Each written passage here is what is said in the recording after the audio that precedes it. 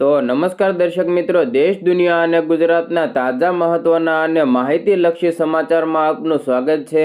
દર્શક મિત્રો, આજના વિડીયોમાં ખાસ કરીને આગામી દિવસોમાં પીએમ મોદીના ગુજરાત પ્રવાસને લઈને તેમજ પાકિસ્તાની આતંકવાદી સંગઠન લશ્કરે તૈયબા દ્વારા પીએમ મોદીને જે ધમકી આપવામાં આવી છે તેના વિશેની સંપૂર્ણ માહિતી મેળવવાની છે। તો વિડીયોને અંત સુધી નિહાળતા રહેજો। આવા વિડીયો સૌથી પહેલા મેળવવા માટે અમારી ટ્રેન્ડિંગ ગુજરાત ચેનલને સબસ્ક્રાઇબ કરી લેજો। દર્શક મિત્રો, સૌપ્રથમ ઉત્તરાયણ પહેલા પીએમ મોદીના ગુજરાત પ્રવાસને લઈને જે મોટા સમાચાર સામે આવ્યા છે તેના ઉપર એક નજર કરીએ તો પીએમ મોદી 10 થી લઈને 12 જાન્યુઆરી સુધી ગુજરાતના 3 દિવસના પ્રવાસે રહેવાના છે। આ મુલાકાત શ્રદ્ધા, વિકાસ અને આંતરરાષ્ટ્રીય રાજદ્વારીના 3 મહત્વપૂર્ણ પાસાઓ સાથે જોડાયેલી છે। આ મુલાકાત 10મી જાન્યુઆરીની સાંજે સોમનાથ મંદિર ખાતેથી શરૂ થશે, જ્યાં પ્રધાનમંત્રી મોદી સોમનાથ મંદિરની ટ્રસ્ટીની બેઠકની અધ્યક્ષતા કરશે।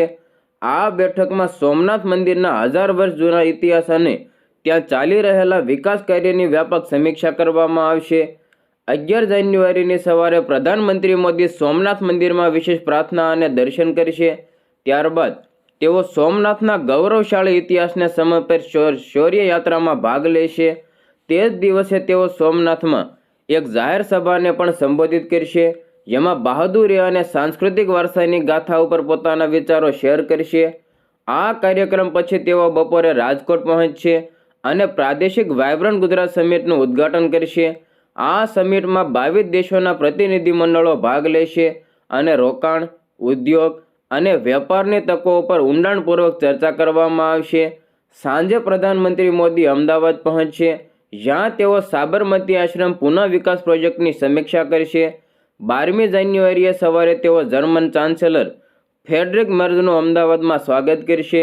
બંને નેતાઓ એકસાથે સાબરમતી આશ્રમની મુલાકાત લેશે અને મહાત્મા ગાંધીને શ્રદ્ધાંજલિ અર્પણ કરશે। આ પછી બંને નેતાઓ સાબરમતી રિવરફ્રન્ટ ઉપર આંતરરાષ્ટ્રીય પતંગ મહોત્સવનું ઉદ્ઘાટન કરશે। પતંગ મહોત્સવ પછી તેઓ મેટ્રો દ્વારા ગાંધીનગર જશે અને મહાત્મા મંદિર સુધીના નવા મેટ્રો રૂટનું ઉદ્ઘાટન કરશે। મહાત્મા મંદિર ખાતે બંને નેતાઓ વચ્ચે દ્વિપક્ષીય બેઠક યોજાશે, જ્યાં વેપાર અને રોકાણને પ્રોત્સાહન આપવા માટે સંબંધિત મુખ્ય મુદ્દાઓ પર ચર્ચા કરવામાં આવશે। બપોરે પ્રધાનમંત્રી નરેન્દ્ર મોદી અમદાવાદથી તેમના આગામી મુકામ માટે રવાના થશે। દર્શક મિત્રો, પીએમ મોદીના ઉત્તરાયણ પહેલાના આગમનને લઈને તમારો શું મંતવ્ય છે તે કોમેન્ટ બોક્સમાં તમારો મંતવ્ય જરૂર જણાવજો। હવે મિત્રો આગળ વાત કરીએ તો પાકિસ્તાન સમર્થિત આતંકવાદી સંગઠન લશ્કરે તૈયબાએ ફરી એકવાર ભારત વિરુદ્ધ ઝેર ઉગક્યું છે। સંગઠનના બહાવલપુરના વડા સૈફુલ્લા સૈફે ખુલ્લેઆમ ભારતને ધમકી આપી। તેણે ગઝવાએ હિંદનું આહવાન કર્યું અને ભારત વિરુદ્ધ જિહાદ કરવાની પ્રતિજ્ઞા લીધી।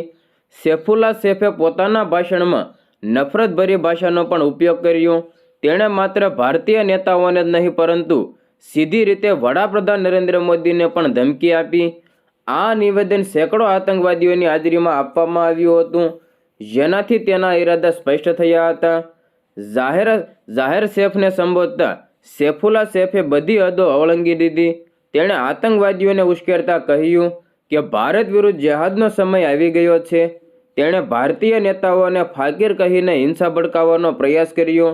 સૈફે ખુલ્લેઆમ હત્યાની ધમકી આપી અને આતંકવાદીઓને આગળ આવવા માટે વિનંતી કરી। તેના ભાષણનો હેતુ સ્પષ્ટ હતો: વધુ યુવાનોને આતંકવાદના માર્ગે ધકેલવા અને તેમને ભારત વિરુદ્ધ મોટા હુમલા કરવા માટે ઉશ્કેરવા।